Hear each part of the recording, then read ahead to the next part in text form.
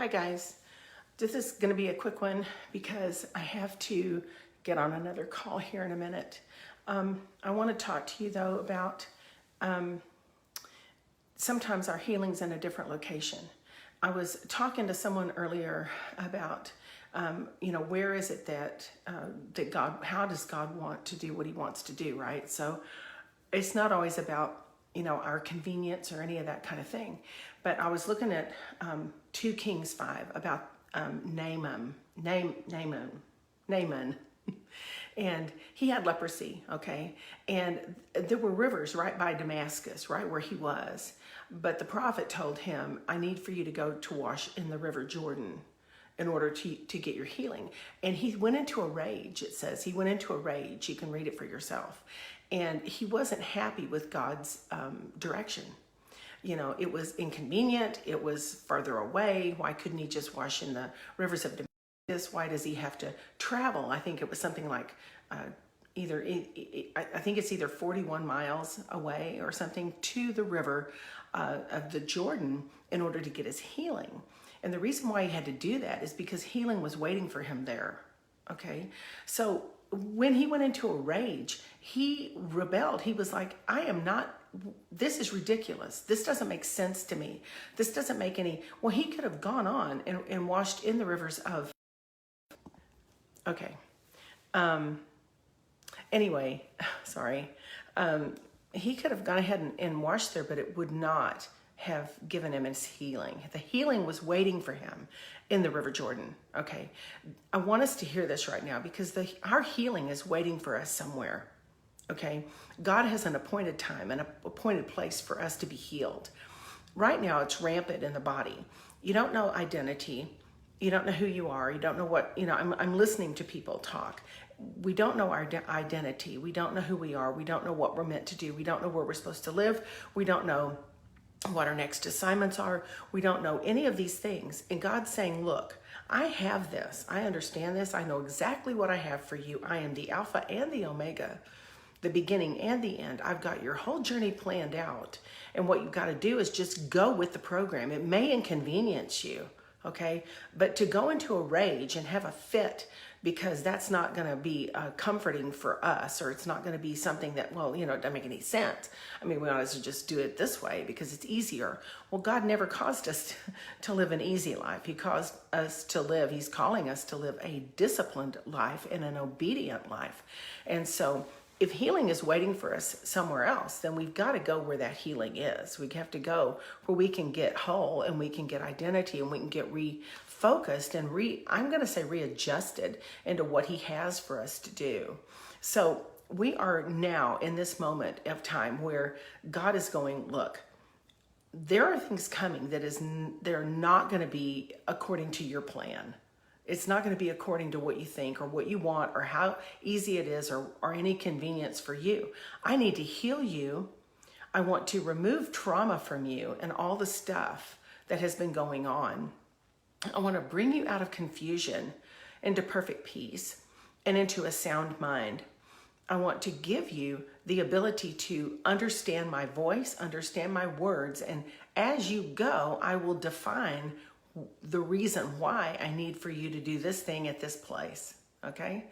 And in that time, that's when your leprosy will be cured.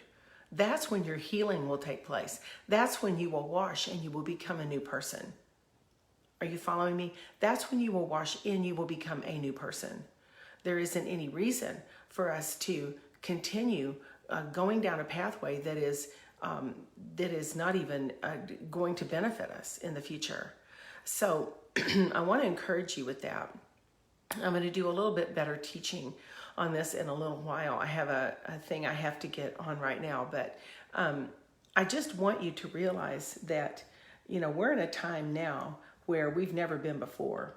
This has never been like this. We have never experienced some of the things that we're doing. So again, in 2 Kings 5, when Naaman was told to go wash in the river, that prophet said, I want you to go to the Jordan rivers. And so he didn't go to the ones around Damascus. It cost him something. It was inconvenient. went into a rage. I see people doing this now. When God's asking us to do certain things, he's saying, look, I just need for you to be obedient. I really do understand. I really do have this. I've got you. I've got you. But, when we go into a rage and we don't figure it out because it doesn't make sense to us, or we think that it's just wrong or whatever, well, God's trying to teach us his ways, that we can walk in his truth. And in order for us to become completely healed from the season we've just come out of, and I'm telling you, this messed a lot of people up. It messed a lot of people up. And we were confused and bewildered and didn't know what to do. And we were fighting and trying to figure it out. And we were angry, and we just started going into a rage. We started having a fit. And God all along was going, if you would just look at me and just ask of me and just talk to me and pray effectively and fervently and get yourself figured out and get repented and do all the things you need to do, I'm going to make crooked places straight. I'm going to make rough places smooth. It's going to be an inconvenience for you at times, but that's where your healing's going to come from. That's where you're going to have all your healing. So he's got this whole plan for us figured out from the beginning, from the foundation of the world. He's got this figured out. Just because it doesn't fit our time frame or our plans or whatever, doesn't mean that God doesn't have it figured out. He's going to teach us. This is just the beginning. This is just the beginning of us learn to do it his way. That's it. I mean, we're not going to have these options to just, I'll just get a loosey-goosey, whatever. People are there's a lot of exposure going on right now. There's a lot of things happening that we've never dealt with or seen before. There's a lot of people that are going to be, running for cover. God's giving people a chance right now to come before him and get clean. Just prostrate yourself, man. Just get yourself down before God and let him clean you out and let him forgive and wash over you and all that.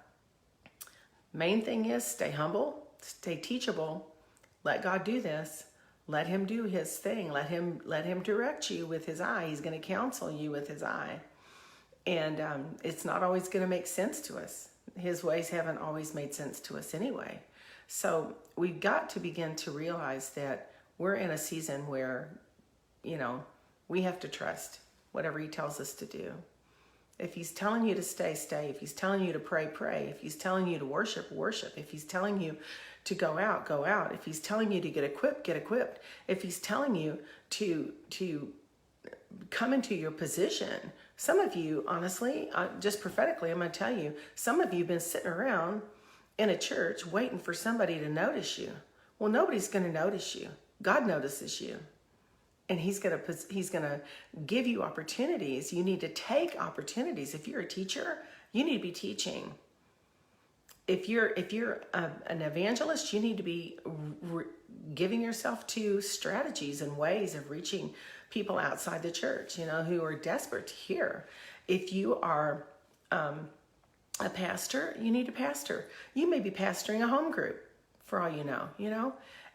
If you're a apostle, you're going to be creating new works all over the place. And it's time for you to disconnect from things that are chains around you and that are holding on to you.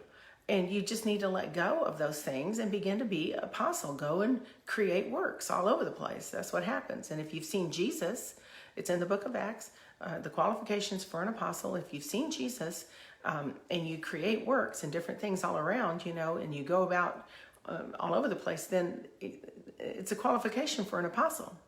And you're prophetic. And if you're prophetic, you need to prophesy. You need to begin to prophesy, and always edification, exhortation, and comfort. No dates, no mates, no harsh words. Those are the Old Testament type prophets, and only seasoned prophets really give those kinds of words.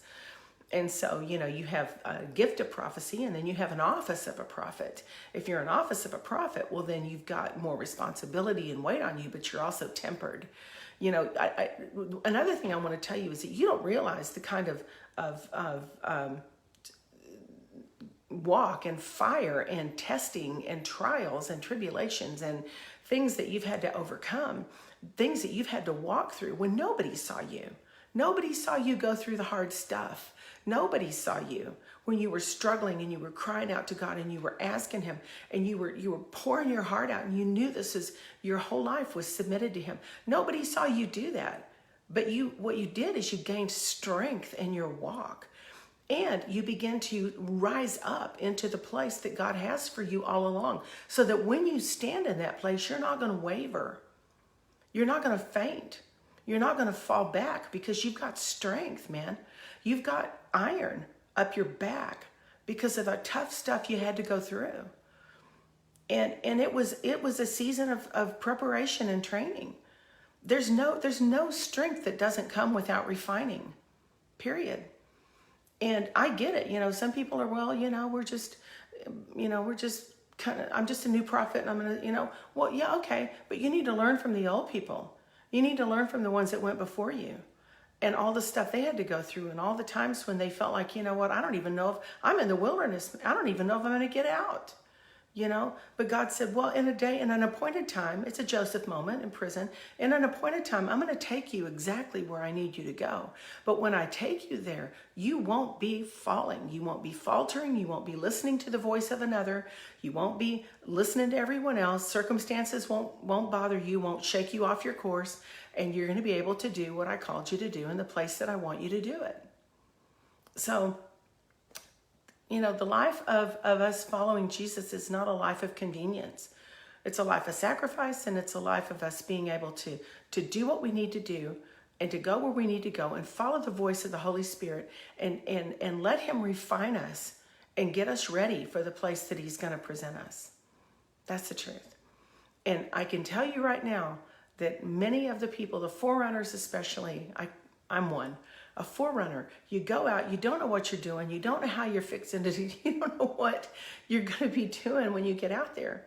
But when you get out there, God says, I've already gone before you. I already know what I'm going to tell you to do. You just need to listen like you always do. Listen to me. I'm going to show you how to do it. I'm going to show you where it goes. And then I'm going to give you what you need in order for you to accomplish the mission. And you're going to do it for me.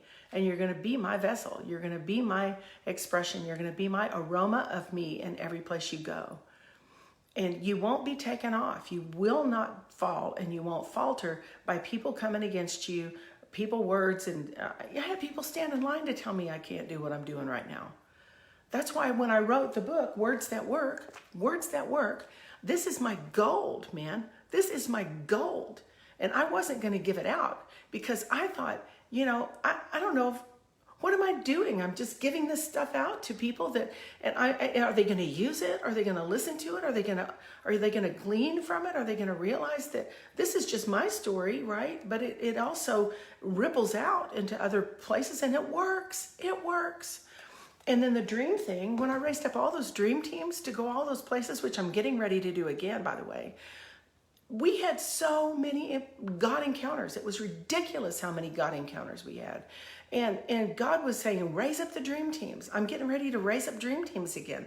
We're going to send you out like the fox's tails on fire into the highways and the byways and the fields. And we're going to get you ready to be available for God to move through you to people that would never listen. They would never come in. So, all right. Sorry it took me a minute to get this, but I wanted to tell you, the text is 2 Kings 5. It's Naaman, and it's about him having leprosy, wanting to wash in the rivers of Damascus, but God sent him to Jordan because that's where the healing was, okay? This is not a life of convenience. It's a life of obedience, okay? And through all that time, on the journey, I would imagine, on the journey from the rivers of Damascus to the Jordan River, there was some heartfelt training that God did in Naaman before he washed and he got clean from his leprosy. I think there were some things that God taught him along the way. His initial response was rage. So let's realize that when you go through hard stuff, it's not for nothing. It's not for nothing. He's always snapping his fingers trying to get us to look back at him. Look right here. Look at my face. Look what I'm doing something. Look at me. Don't look around you. Don't anxiously look about you. Just look at me. I've got this. I know exactly what I'm doing.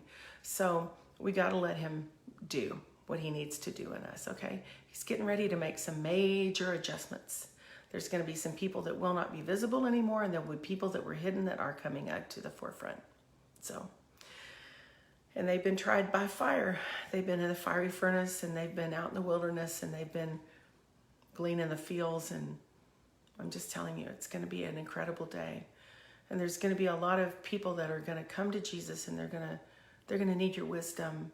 They're going to need what you have. They're going to need all the things that God's planted in you all these years. All right, go to my website, cindymcgill.org. Order the bundle. It's 3 books. It's a bundle. The Dream Book, the Dream Journal, and Words That Work. It's $40. Order that, and we'll get it, and it has a shipping cost with it. Also go to my YouTube channel, subscribe to it and like it. Also go on my website and subscribe to The Shout. The Shout is information that will give you, it'll be this video and some other videos that we're going to do. I've got some upcoming events. I've got Cindy Jacobs, Debs. I'm going to be sharing there at that conference. I've also got one this coming up weekend called Her Voice. There's about 800 people that are going to be at that conference. I've got Florida coming up, the 23rd, I think. It's in Winter Haven, Florida. And then next month, we've got another little few places that we're going to be. In September, mark this down, the 17th, 18th, and 19th, we're going to be doing a full training.